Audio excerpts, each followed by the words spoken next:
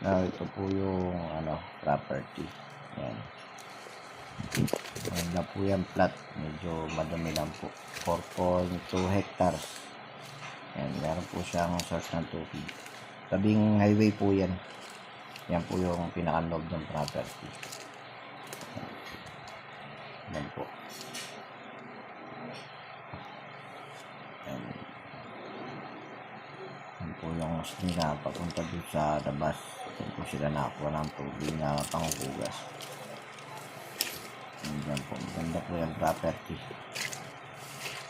Yan. Niyugan po yung kalahati niyan. Niyugan. Yan, may mga tanim po siya dyan. Overlooking po.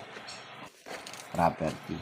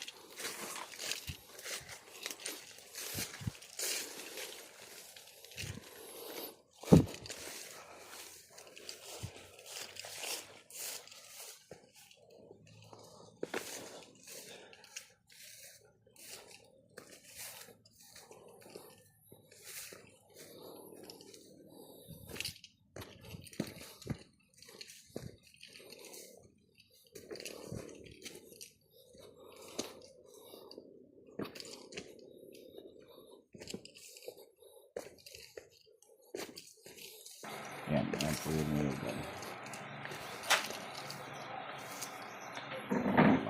Medyo masukal lang yung property.